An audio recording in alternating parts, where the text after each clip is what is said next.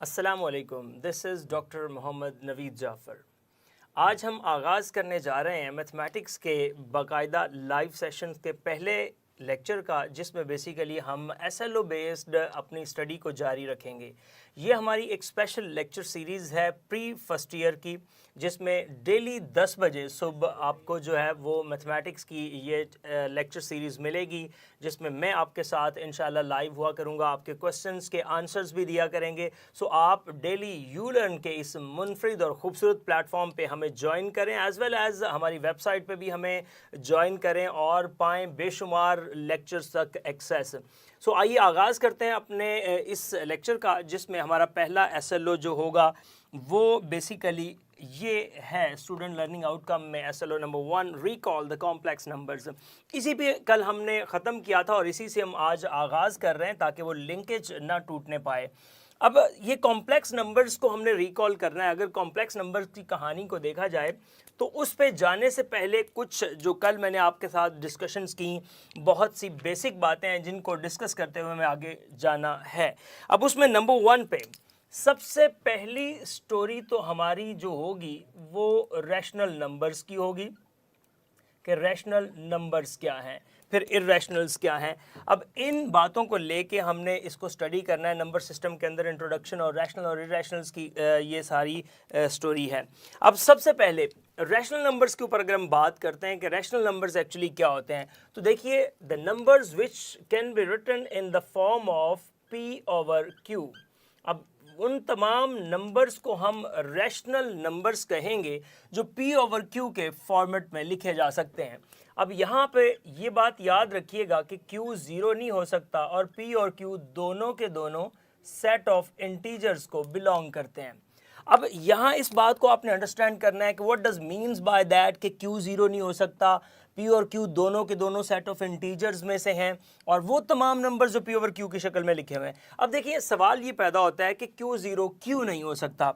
इसको ज़रा देखिएगा, जब कभी भी आप कैलकुलेटर से ट्राई करें, 1 ओवर 0 करें, 2 ओवर 0 करें, 3 ओवर 0 करें, तो जब समथिंग ओवर 0 करेंगे तो वो आपके पास अनडिफाइंड कैलकुलेटर में आप देखेंगे तो वो मैथ्स एरर आ जाएगा। अब मैथ्स एरर यही है कि वो टेक्निकली आप किसी टर्म को एरर में लेके आ रहे हैं। क्यों आ रहा है, इसमें बेसिकली एक अलग बहस है। ये डिवीजन एल्गोरिदम की खिलाफ वर्जी हो जाती है जब डिनोमिनेटर में 0 आता है, तो इस बिना पे हम कहते हैं कि Q does not equals to 0।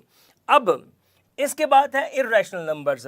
तो वो तमाम नंबर्स जो पी ओवर क्यू के फॉर्मेट में नहीं लिखे जा सकते, यानी कि इर्रेशनल्स फिर क्या होते हैं। ये आपने रैशनल्स को देखा, इसके बाद हम बात कर लेते हैं इर्रेशनल्स की। अब इर्रेशनल्स कौन से हैं? इर्रेशनल्स आपके पास वो हैं the numbers which can not be written in the form of, आप क्यू डैश से जाहिर करते हैं, और वो तमाम नंबर्स जो पी ओवर क्यू के फॉर्मेट में नहीं लिखे जा सकते, उन तमाम नंबर्स को हम इर्रेशनल नंबर्स कहते हैं। अब इसके अंदर रैशनल के अंदर कुछ कैटेगरीज हैं, उसके ऊपर मैं बात करता हूँ और फिर आगे मूव करूंगा कि वो रैशनल की कैटेगरीज क्या हैं। ये 2 कैटेगरीज है हमारे पास रैशनल की। अब वो रैशनल की कैटेगरीज बेसिकली क्या बनती हैं, इसको ज़रा अंडरस्टैंड कीजिएगा। टर्मिनेटिंग डेसिमल फॉर्म है एक, ये आपके पास आ जाती है terminating decimal form, terminating decimal form, और दूसरी हमारे पास होती है नंबर 2 पे रिकरिंग डेसिमल फॉर्म। ये बेसिकली 2 इसकी मज़ीद टाइप बन जाती है, रिकरिंग डेसिमल फॉर्म। अब क्या है ये टर्मिनेशंस और क्या है ये recurring? Basically terminating decimal form से ये मुराद लिया जाता है, आप वर्ड पे गौर करें, टर्मिनेटिंग मीन्स दैट टर्मिनेट। अब टर्मिनेशन क्या होती है? अगर आपका पॉइंट के बाद, अगर इशारिये के बाद आने वाली जो टर्म्स हैं वो स्टॉप हो जाएं, रुक जाएं, आगे चलना बंद हो जाएं, तो ऐसी जो फॉर्म होती है वो टर्मिनेटिंग डेसिमल फॉर्म होती है, और वो सिर्फ उसकी हो सकती है जो पी ओवर क्यू की फॉर्म में लिखा जा सकता है। दूसरी बात है रिकरिंग डेसिमल फॉर्म की। तो रिकरिंग डेसिमल फॉर्म में ये होता है कि पॉइंट के बाद नंबर्स रिपीट होना शुरू हो जाते हैं। तो रिमेंबर दैट, जब पॉइंट के बाद नंबर्स रिपीट होते हैं तो इससे मुराद ये ली जाती है कि वो भी कोई ना कोई ऐसा नंबर है जो पी ओवर क्यू के फॉर्मेट में लिखा जा सकता है। सो अब देखिएगा, मिसाल के तौर पे टर्मिनेटिंग डेसिमल फॉर्म में मैं एग्जांपल देता हूँ 5.321, लेट्स स्टॉप हो गया, आगे मजीद इशारिया नहीं जा रहा, वैल्यूज़ आगे नहीं बढ़ रही। अगर वैल्यूज़ आगे नहीं बढ़ रही तो इससे मुराद ये है कि ये टर्मिनेट हो गया, और टर्मिनेट होने से मुराद ये है कि ये रैशनल नंबर की कैटेगरी में आ गया। इसी तरह जब रिकरिंग डेसिमल फॉर्म की बात करते हैं तो रिकरिंग डेसिमल फॉर्म के अंदर आपके पास क्या होता है, लेट्स से दैट मैं एग्जांपल इस तरह से कुछ कर देता हूँ, 6.415 अब ये है कि ये स्टॉप नहीं हो रहा, टर्मिनेट नहीं हो रहा, लेकिन ये एक खास पैटर्न पे चल निकला है। ये एक नंबर था जिसमें 415 415 415 या कोई एक नंबर या दो नंबर्स या तीन नंबर 4 5 6 कुछ नंबर्स की रेपिटेशन स्टार्ट हो गई है। तो ऐसी सिचुएशन में भी आपका जो नंबर है वो रैशनल नंबर होता है। अब यहाँ पे एक गलती जो आमतौर पे हम करते हैं उसको हम डिस्कस करते हुए आगे की तरफ मूव करते हैं। अब वो गलती क्या करते हैं, अब हमारे पास एक नंबर है 22/7, प्योरली हम जानते हैं कि ये नंबर आपका क्या नंबर है, रैशनल नंबर है। और एक आम तौर पे पाई की वैल्यू को हम 22/7 सपोज कर रहे होते हैं और कह रहे होते हैं कि ये पाई के इक्वल है, जबकि पाई एक इर्रेशनल नंबर है। सो सबसे पहले इसको रैशनल कह के अगला एक सवाल यहाँ पे फेंक देते हैं कि व्हाट इज पाई। सो पहला सवाल हम ये कर देते हैं कि एक्चुअली पाई से मुराद क्या ली जाती है, पाई एक्चुअली होता क्या है। उसको बात करते हुए फिर हम आते हैं कि ये रैशनल है या इर्रेशनल है या किस कैटेगरी में फॉल करता है। तो अच्छा ये देखिएगा, ये एक सर्कल है, ये उसका एक डायमीटर है। अब ये पाई क्या है, पाई बेसिकली एक कांस्टेंट रेशो को कहते हैं जो कि सर्कमफ्रेंस ऑफ द सर्कल और डायमीटर ऑफ द सर्कल की बनती है। अब देखें पाई क्या है, आपकी circumference of the circle over diameter of the circle की ये एक रेशो है। और सर्कमफ्रेंस ऑफ द सर्कल को अगर आप देखें तो आप इसको 2πr लिखते हैं, यहाँ पे आप इसको 2 टाइम्स r लिखते हैं और कैंसिलेशन होने के बाद pi. So it means that pi is equals to c/d। अब पाई की जो वैल्यू है इसको अंडरस्टैंड करें। आप किसी भी सर्कमफ्रेंस का, किसी भी डायमीटर का एक सर्कल लीजिए, वो सर्कल इतना है या इतना है, इससे फ़र्क नहीं पड़ेगा। अगर आप उसके सर्कमफ्रेंस ऑफ द सर्कल को मेजर करके उसके डायमीटर ऑफ द सर्कल से डिवाइड करते हैं तो आप यकीन जानिए उसका जो आंसर बनेगा वो हमेशा हमारे पास 3.1415 समथिंग बनेगा, जो आगे रेपिटेशन में चल रहा है। अब देखें क्यों फिर हम कहते हैं कि ये पाई की वैल्यू इसके इक्वल है, आमतौर पे ये एक मुगालता है। तो पहले तो ये बात श्योर कर लें कि pi does not equals to 22/7, actually that is approximately equals to 22/7। इधर इर्रेशनल नंबर है और इधर आपके पास एक रैशनल नंबर है। सो इर्रेशनल कभी भी रैशनल के इक्वल नहीं हो सकता। ये आपका इर्रेशनल है, ये आपका रैशनल है, इस बात को आप अंदाज़ा कर लीजिए। और पाई की वैल्यू में अब तक ट्रिलियंस जो है नंबर पीछे उस पर बन चुके हैं। इसके ऊपर एक मूवी भी इवन बन चुकी है लाइफ ऑफ पाई के ऊपर, अगर आप उस मूवी को देखें, वो पर्टिकुलरली इसके ऊपर तो नहीं है लेकिन उसके अंदर एक सीन आपको ऐसा मिलेगा जिसमें पाई को बड़ा वेल एक्सप्लेन किया जा रहा है एक बच्चे की जानिब से। तो कहने का मतलब ये है कि पाई की वैल्यू के पीछे बेशुमार डिजिट्स हैं, अभी तक बहुत ज़्यादा डिजिट्स को बनाया जा चुका है, जबकि 22/7 सिर्फ 2 डेसिमल प्लेसेस तक इससे रिलेट करता है, अदरवाइज ये इसका कोई रिलेशन इससे नहीं बनता। लिहाजा वो रैशनल है, ये इर्रेशनल नंबर्स हैं। इस तरह से आप इसको अंडरस्टैंड कर सकते हैं। आगे बढ़ते हैं, अब लॉज के ऊपर हम आते हैं। ये रियल नंबर का एक सेटअप है। हमने चूंकि पहला हमारा जो SLO है वो है recall the complex number. So complex number तक पहुंचने के लिए यही तो रिकॉलिंग हो रही है, यही तो हम उसके कॉन्सेप्ट्स को देखना चाहते हैं कि इसके अंदर क्या कुछ मौजूद है।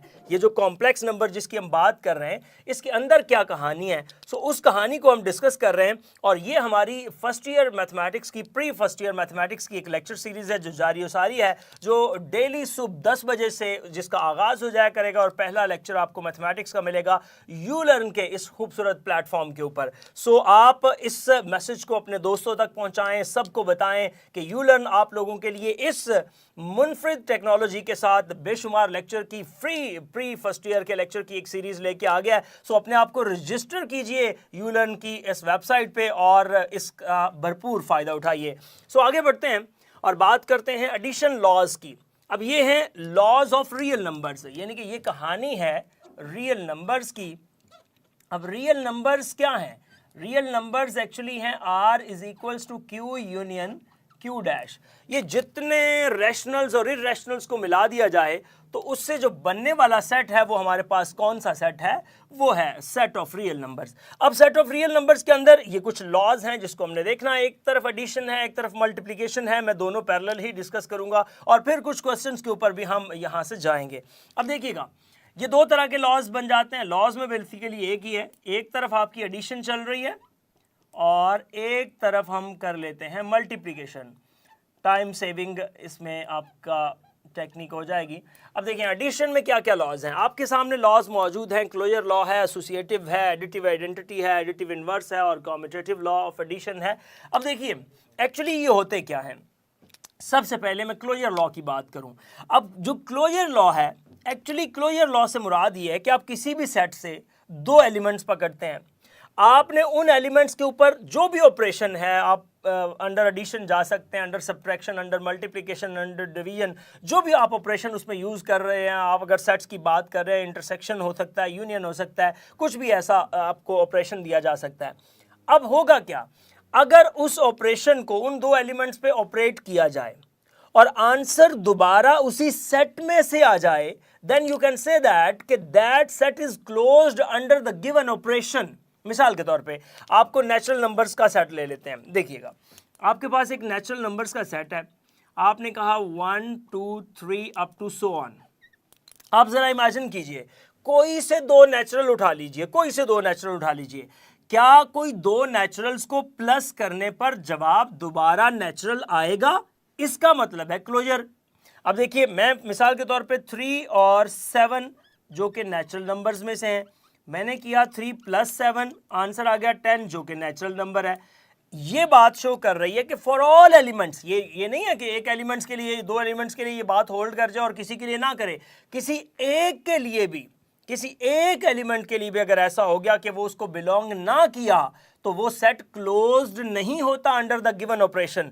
बट ये हर नंबर के लिए क्लोज है अंडर द गिवन ऑपरेशन। ये मतलब है क्लोजर प्रॉपर्टी का। मिसाल के तौर पे मैं अगर क्वेश्चंस की जानिब आऊँ, आपका एक्सरसाइज का क्वेश्चन नंबर 1 है जिसमें डिफरेंट क्वेश्चंस हैं, वो साथ मैं परफॉर्म भी करूंगा और उसमें आपको डिटेल से बताऊंगा। एसोसिएटिव में बड़ा आसान काम होता है। एसोसिएटिविटी क्या होती है आपके पास, कि आपके पास 3 नंबर्स हैं, A B C belongs to the set of real numbers। आप A star B star C, bracket इधर है, A स्टार B और स्टार C कर देते हैं। मैंने यहाँ पे स्टार लगा के दोनों को डिस्कस कर दिया। क्या मतलब है दोनों को डिस्कस करने का? अगर यहाँ प्लस ले आऊँगा तो ये अंडर एडिशन बात हो जाएगी, अगर यहाँ मल्टीप्लिकेशन का साइन रखूँगा तो ये अंडर मल्टीप्लिकेशन बात हो जाएगी। तो ये A प्लस, यानी कि लेट्स से दैट 3 + 4 + 7, ब्रैकेट पहले 4 + 7 पे, इधर 3 + 4 पे ब्रैकेट रखे +7 कर दें तो आंसर ऑब्वियसली सेम आएंगे, इसमें कोई फर्क नहीं पड़ेगा। नेक्स्ट है एडिटिव आइडेंटिटी। एडिटिव आइडेंटिटी क्या है? आइडेंटिटी का वर्ड समझिएगा कि आइडेंटिटी से क्या मुराद ली जाती है। आइडेंटिटी से मुराद ये है कि एक ऐसा एलिमेंट जिसको किसी भी दूसरे एलिमेंट में प्लस करें और उसमें किसी भी किस्म का कोई फर्क ना पड़े तो उसको एडिटिव आइडेंटिटी कहते हैं। सो जरा सोचिए, थोड़ा सा गौर कीजिए, क्या मतलब होगा? कौन सा एक ऐसा एलिमेंट है जिसको किसी भी एलिमेंट में प्लस कर दें और कोई फर्क ना पड़े? ऑब्वियसली बिल्कुल सही सोच रहे हैं आप, वो एलिमेंट है 0। अब 0 एक ऐसा एलिमेंट है जिसको आप जिस में भी प्लस कर देंगे उससे कोई फर्क नहीं पड़ेगा, उसको हम इसलिए एडिटिव आइडेंटिटी कहते हैं। सो आप ये बात करते हैं, for all A belongs to the set of real number there exists 0 belongs to R such that 0 + A is equals to A + 0 is equals to A। आप देखें, आप उसको लेफ्ट से प्लस करें, आप उसको राइट से प्लस करें, वो एलिमेंट के ऊपर किसी किस्म का कोई इफेक्ट नहीं कर रहा। यही बात है कि ये उसका ज़ाती एलिमेंट बन जाता है, जिसको एडिटिव आइडेंटिटी कहते हैं। एडिटिव इनवर्स की बात करते हैं। एडिटिव इनवर्स से मुराद ये होती है कि एक ऐसा एलिमेंट जिसको उसमें प्लस करें और जवाब एडिटिव आइडेंटिटी आ जाए। अब एडिटिव आइडेंटिटी आपको पता है 0 है, तो आप बताएं कि लेट्स से दैट मैं A में क्या प्लस करूं कि आंसर मेरा 0 आ जाए, ऑब्वियसली -A। लिहाजा एडिटिव इनवर्स का आसान सा रूल ये है कि एक ऐसा एलिमेंट जिसको उसमें प्लस करें और आंसर एडिटिव आइडेंटिटी आ जाए तो वो सिर्फ वो एलिमेंट हो सकता है कि हर एक एलिमेंट का एडिटिव इनवर्स उसी का नेगेटिव नंबर बनेगा अगर मॉडुलो की कंडीशन अप्लाई ना हो। ये मॉडुलो क्या है चैप्टर 2 के अंदर जाके आपको बड़ा डिटेल से बताऊंगा। उसमें ऐसा भी हो सकता है 1 का एडिटिव इनवर्स 3 हो जाए, 1 का एडिटिव इनवर्स 2 हो जाए, तो वो एक अलग इशू है, वो क्या होगा वो तब बताऊंगा। लेकिन इस सूरत में एडिटिव इनवर्स से मुराद ये है कि एक ऐसा एलिमेंट जिसको किसी में भी प्लस करें और आंसर एडिटिव आइडेंटिटी बन जाए। कम्यूटेटिव लॉ में पोजीशंस का चेंज होना होता है, A star B is equals to B star A. ये आपका कम्यूटेटिव लॉ होता है। Under addition and under multiplication दोनों केसेस के अंदर ये बात चल जाती है। इसी तरह यही तमाम प्रॉपर्टीज अंडर मल्टीप्लिकेशन भी हैं, और इसको हम देखते हैं। और आगे हम एक्सरसाइज का आगाज करने से पहले जाएंगे एक शॉर्ट ब्रेक पे, और ब्रेक के बाद मिलेंगे दोबारा ताकि हम ग्लास बोर्ड को साफ करके आपके लिए इन क्वेश्चंस को करें सॉल्व। सो कहीं मत जाइएगा, स्टे कनेक्टेड विद अस। मिलते हैं एक शॉर्ट ब्रेक के बाद।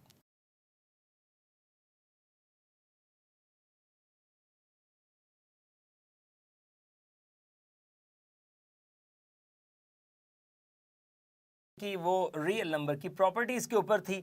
अब उन प्रॉपर्टीज को अप्लाई करते हैं और डिफरेंट क्वेश्चंस को सॉल्व करने की कोशिश करते हैं। अगर आपने उन प्रॉपर्टीज को बेहतरीन तरीके से समझा है तो अब आपके लिए किसी भी किस्म की कोई मुश्किल नहीं होनी चाहिए। मैं आपको साथ साथ ये रिमाइंड करवाता चलूं कि ये यूलर्न के इस मुनफरिद और खूबसूरत प्लेटफॉर्म की ये खूबसूरती है।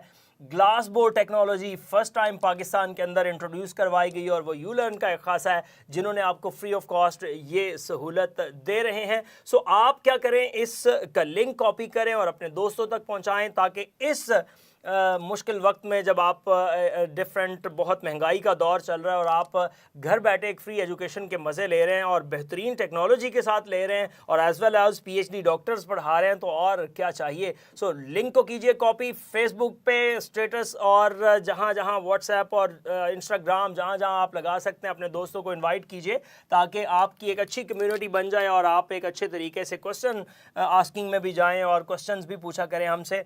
सो मैं अब क्वेश्चन नंबर 1 का आगाज करता हूं। क्वेश्चन हमारे पास ये है, क्लोजर प्रॉपर्टी चेक करनी है, अंडर एडिशन चेक करेंगे, अंडर मल्टीप्लिकेशन चेक करेंगे। पहला आपका सवाल क्या है, 0 एक सिंगलटन सेट है, उसके अंदर एक ही एलिमेंट है 0। आपने देखना है कि क्या ये set under addition and under multiplication closed है या नहीं है। आप देखिए इसके अंदर एक ही एलिमेंट है, इसको अपने ही साथ ऑपरेट करें, 0 + 0 करें आंसर 0 आ जाएगा, इसका मतलब है ये अंडर एडिशन क्लोज्ड है। 0 × 0 करें, आंसर मल्टीप्लाई करने से 0 आ जाएगा, इसका मतलब है ये अंडर मल्टीप्लिकेशन भी क्लोज्ड है। लेकिन बेहतरीन वे ये होता है कि आप एक टेबल बना लिया करें, जितने एलिमेंट्स हैं वो उसमें लिख लें। अब एक ही एलिमेंट है, 0 इधर लिख लें, 0 इधर लिख लें। अब अंडर एडिशन की बात करेंगे, 0 + 0 एक ही आंसर आ सकता है और ये दोबारा से बिलोंग करता है उस सेट को, तो इसका मतलब है ये अंडर एडिशन क्लोज्ड है। अगर आप अंडर मल्टीप्लिकेशन टेबल बना लेते हैं 0 और 0, तो इधर भी आंसर 0 जो कि उस सेट को बिलोंग करता है, तो इसका मतलब है ये set under addition and under multiplication closed है। आगे बढ़ता हूं ताकि आपको इसका कॉन्सेप्ट समझ आ जाए। लेट्स क्वेश्चन नंबर 2 पे चलते हैं। 1 है हमारे पास। अब अगर आप टेबल बनाते हैं तो देखिए प्लस है 1 और 1, 1 + 1 कितना हो जाएगा 2, जो कि सेट को बिलोंग नहीं करता। इसका मतलब है ये सेट अंडर एडिशन क्लोज्ड नहीं है। आगे जब आप अंडर मल्टीप्लिकेशन की बात करते हैं तो मल्टीप्लिकेशन में आपके पास आंसर आएगा 1 जो कि क्लोज है, ये उसको बिलोंग करता है। इसी तरह आप जो दूसरे 2 क्वेश्चंस हैं उसको आप परफॉर्म करेंगे। लेट्स से दैट मैं एक पार्ट आपको कर देता हूँ। ये है 0 - 1 वाला कर लेते हैं, 0 - 1। अगर आप अंडर एडिशन की बात करते हैं प्लस 0 - 1, 0 - 1, 0 को 0 में ऐड करेंगे 0, 0 को -1 में ऐड करेंगे -1, -1 को 0 में, और -1 को -1 में किया तो ये -2 आ गया। एक भी ऐसा एलिमेंट आ जाए जो उस सेट को बिलोंग ना करे तो then you can say that that set is not closed under the given operation. इसी तरह जब आप मल्टीप्लिकेशन में भी जाएंगे तो इसका -1 क्रॉस -1 करने से +1 आएगा जो कि इसमें मौजूद नहीं है, इसलिए ये सेट अंडर मल्टीप्लिकेशन भी क्लोज्ड नहीं है। सो ये कहानी है इसकी क्लियरनेस की। आगे बढ़ते हैं अपने क्वेश्चन नंबर 2 की जानिब। अब देखिए उन प्रॉपर्टीज़ की असेसमेंट है जो आपने सीखी हैं। अब उन प्रॉपर्टीज़ को हमने देखना है कि इन प्रॉपर्टीज़ की मदद से हमारे जो क्वेश्चंस हैं वो किस तरह से प्रोसीड होते हैं। क्वेश्चन नंबर 2 कहता है नेम द प्रॉपर्टी। कोई ऐसी कहानी नहीं है, आपने सिर्फ प्रॉपर्टी का नाम बताना है कि इस प्रॉपर्टी का क्या नाम है। देखिए आपके पास पहला पार्ट ये है कि 4 + 9 = 9 + 4। सिर्फ ये बता दे कि कौन सी प्रॉपर्टी यहां पे इस्तेमाल हो रही है। अब देखिए, आपको मैंने एक प्रॉपर्टी बताई थी A star B is equals to B star है, जो कि कॉम्यूटेटिव प्रॉपर्टी है। अब स्टार से मुराद है ऑपरेशन। अब यहां ऑपरेशन है प्लस का, इसका मतलब है अंडर एडिशन की बात हो रही है कि ये अंडर एडिशन क्लोजर प्रॉपर्टी है।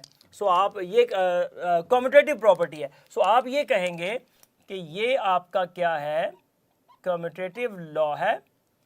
अब ये कॉम्यूटेटिव लॉ जो आपके पास बनता है अंडर एडिशन बनता है, कॉम्यूटेटिव लॉ अंडर एडिशन, ये आ गया। उसके बाद नेक्स्ट क्वेश्चन की जाने मूव करते हैं। a + 1 + 3/4 a + 1 + 3/4। अब आप देखें यहाँ पे क्या हो रहा है, यहाँ पे आप एक सिचुएशन क्रिएट हो रही है और वो ये है कि ब्रैकेट्स चेंज हो रही हैं, और जब ब्रैकेट्स चेंज हो जाती हैं तो वो आपके पास कौन सी प्रॉपर्टी बनती है। पहले तो देखें ऑपरेशन कौन सा है, ऑपरेशन है प्लस का। अब प्लस के अंदर रहते हुए अगर आप गौर करें तो क्या हो रहा है, प्लस के अंदर रहते हुए सीन ये है कि ब्रैकेट्स चेंज हुई, 3 नंबर्स के ऊपर ब्रैकेट्स हैं, तो ये आपके पास एसोसिएटिव प्रॉपर्टी है अंडर एडिशन। तो इसको मैं इस तरह से लिखता हूं, एसोसिएटिव प्रॉपर्टी अंडर एडिशन। आप लिख दीजिए a + 1 + 3/4 a + 1 + 3/4, ये है एसोसिएटिव लॉ अंडर एडिशन, ये एसोसिएटिव लॉ है अंडर एडिशन। आगे बढ़ते हैं नेक्स्ट क्वेश्चन में। नेक्स्ट क्वेश्चन भी कुछ एसोसिएटिविटी की ही दास्तान को बता रहा है, वो भी अंडर एडिशन ही है। √3 + √5, पहले इनके ऊपर ब्रैकेट है और राइट साइड पे बाकी दोनों के ऊपर ब्रैकेट है। सो ये भी एसोसिएटिव प्रॉपर्टी अंडर एडिशन को डिस्कस कर रहा है। आगे देखिएगा 100 + 0। अब आप देखें 100 + 0 इज इक्वल्स टू 100। तो आप बताएं कौन सी ऐसी प्रॉपर्टी थी जिसमें मैंने आपको बताया कि एक ऐसा एलिमेंट जिसको किसी भी एलिमेंट के अंदर प्लस करें और किसी भी किस्म का कोई फर्क नहीं पड़ना चाहिए। तो ऑब्वियसली वो प्रॉपर्टी थी एडिटिव आइडेंटिटी की। सो यहां पे 0 इज द एडिटिव आइडेंटिटी। सो आपने सिर्फ प्रॉपर्टी का नाम बताना है कि ये कौन सी है, तो आपने बता दिया एडिटिव आइडेंटिटी। ये आपके पास इसका सोल्यूशन हो गया। आगे बढ़ते हैं और नेक्स्ट देखते हैं 1000 × 1। आप देखिएगा 1000 × 1 इज इक्वल्स टू 1000। अब कौन सा एक ऐसा एलिमेंट है जिसको किसी भी एलिमेंट से मल्टीप्लाई करने पे किसी किस्म का कोई इफेक्ट नहीं होता। तो obviously 1 is the multiplicative identity. जिस तरह 0 इज द एडिटिव आइडेंटिटी, 1 को हम मल्टीप्लिकेटिव आइडेंटिटी कहते हैं। सो यहां पे लिख दीजिए, ये आपके पास क्या बन रहा है, मल्टीप्लिकेटिव आइडेंटिटी। ये मल्टीप्लिकेटिव आइडेंटिटी के जुमरे में आता है। उसके बाद आगे बढ़ते हैं, आगे चलते हैं। तो मेरे पास जो यहाँ पे नंबर मौजूद है वो बेसिकली क्या है, 4.1 + -4.1 इज इक्वल्स टू 0। अब देखिए आंसर क्या है, आंसर है एडिटिव आइडेंटिटी। इसका मतलब आपको याद होगा, मैंने अभी जब प्रॉपर्टीज करवा रहा था तो मैंने आपको ये बात समझाई और बताई कि आपका कोई भी एलिमेंट ले लें, उस एलिमेंट को जब उसके नेगेटिव के साथ प्लस करेंगे और अगर आंसर 0 आ गया तो वो जिसके साथ भी प्लस कर रहे हैं वो उसका एडिटिव इनवर्स कहलाएगा। सो यहां पे ये आपके पास इसका क्या आ जाता है, एडिटिव इनवर्स। जो मेरे फेडरल बोर्ड के स्टूडेंट्स हैं वो इस बात को ज़रा केयरफुली देखें, हम क्या डिस्कस कर रहे हैं। ये हमारा पहला SLO है जिसमें हम बात कर रहे हैं रिकॉल द कॉम्प्लेक्स नंबर्स। अब कॉम्प्लेक्स नंबर के अंदर जो रिकॉलिंग हो रही है वो सारी पहले इस रियल नंबर के स्ट्रक्चर की, और फिर रियल से हम कॉम्प्लेक्स में एंटर होंगे ताकि आप पिछली कहानी को अच्छे तरीके से अंडरस्टैंड कर सको। सो आगे बढ़ते हैं। a - 0 is equal to 0 exactly additive जो है इनवर्स की बात हो रही है इस क्वेश्चन के अंदर भी। पार्ट नंबर 8 में चलते हैं। √2 × √5 की ये कहानी है। √2 × √5 इज इक्वल्स टू √5 × √2। अब अगर आप गौर करें तो सिर्फ पोजीशंस चेंज हुई हैं, यानी कि √2 और √5 को इधर से उधर, उधर से इधर लिख दिया गया है। तो इसको हम कहते हैं कॉम्यूटेटिव लॉ। ये कॉम्यूटेटिव लॉ है अंडर मल्टीप्लिकेशन। ये कॉम्यूटेटिव लॉ है अंडर मल्टीप्लिकेशन। सो ये हमारा अंडर मल्टीप्लिकेशन पहला क्वेश्चन, अंडर एडिशन कॉम्यूटेटिव। और देखिए आप कॉम्यूटेटर लॉ को समझें, अंडर एडिशन अंडर मल्टीप्लिकेशन बताना तो कोई बात नहीं है। आपका क्या कॉन्सेप्ट है यहाँ पे कि अगर एलिमेंट्स की पोजीशन बदल जाती है, अब जो दरमियान में ऑपरेशन होगा अंडर दैट ऑपरेशन लिख देंगे। इसी तरह देखें कॉम्यूटेटिव लॉ अंडर मल्टीप्लिकेशन, क्यों कॉम्यूटेटिव कह रहा हूँ, यहाँ पे भी पोजीशन बदली है, यहाँ पे भी पोजीशन बदली है। इसका मतलब है हर वो जो पेयर ऑफ एलिमेंट्स होता है जिसके अंदर कोई ऑपरेशन आ जाता है, उसके अंदर अगर पोजीशन बदलती है तो ऐसा ऑपरेशन जो हमारा ऐसा जो लॉ है वो कॉम्यूटेटिव लॉ कहलाता है।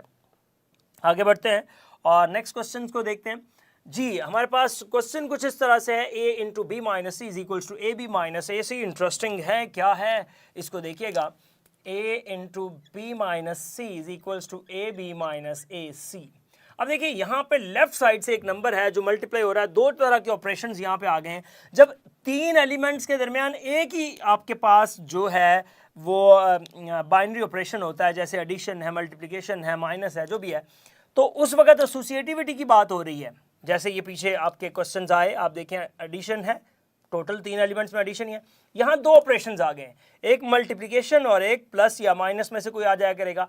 तो डिस्ट्रीब्यूटिव की ये खासियत हुआ करेगी कि इसमें ऑपरेशंस दो हुआ करेंगे। आप अंडर यूनियन और इंटरसेक्शन भी ये चीज़ें देखेंगे। तो यहाँ से ये आपका है left distributive law, LDL means that left distributive law. इसी तरह अगर आप नेक्स्ट क्वेश्चन में देखते हैं तो ये राइट डिस्ट्रीब्यूटिव लॉ है। क्वेश्चन नंबर 11 में देखते हैं तो ये 4 cross 5 cross 8 is equals to 4 cross 5 cross 8। यहाँ पे क्या हो रहा है, आपके एलिमेंट्स की पोजीशन बदल रही है। 4 क्रॉस 5 ऑपरेशन सेम है, एसोसिएटिविटी हो गई। और लास्ट क्वेश्चन जो यहाँ पे आपको नजर आ रहा है वो है a into B plus C minus D. अब आगे आप देखेंगे ये लेफ्ट डिस्ट्रीब्यूटिव लॉ है, अंडर द बोथ ऑपरेशंस, ये दोनों ऑपरेशंस के तहत आपकी ये डिस्ट्रीब्यूशन हो रही है जी। तो ये हमारा वो पहला SLO जिसका एक पार्ट जो है वो मैंने आप लोगों के साथ डिस्कस किया, जिसमें हम रिकॉल कर रहे हैं कॉम्प्लेक्स नंबर को। सो मेरे फेडरल और पंजाब के जितने भी स्टूडेंट्स हैं एज वेल एज पूरे पाकिस्तान से और बल्कि पूरी दुनिया से जो लोग हमें सुनेंगे, तो ये ऑपरेशंस, ये तरीकाकार एग्जैक्टली यही रहता है और इसको इसी तरीके से परफॉर्म किया जाता है। सो ये था आज का हमारा लेक्चर। कल इंशाअल्लाह तबारक तआला सुबह 10 बजे होगी आपसे दोबारा मुलाकात, जिसमें हम इससे आगे क्वेश्चंस को चलाएंगे, क्वेश्चन नंबर 3 से ऑनवर्ड। सो आप डेली 10 बजे हमें ज़रूर ज्वाइन करें यूलर्न के इस खूबसूरत प्लेटफॉर्म पे, एज वेल एज आप यूट्यूब जो चैनल है हमारा यूलर्न का उसको सब्सक्राइब कीजिए, हमारी वेबसाइट पे जाइए, ख़ुद को रजिस्टर कीजिए और पाइए बेशुमार लेक्चर्स तक एक्सेस और रीड कीजिए कि यूलर्न क्या इनकलाबी इकदाम लेके आ रहा है आप लोगों के लिए। सो ये था आज का lecture. Hope so you understand the today's lecture. This is end of our lecture. अल्लाह हाफिज़, अस्सलाम वालेकुम।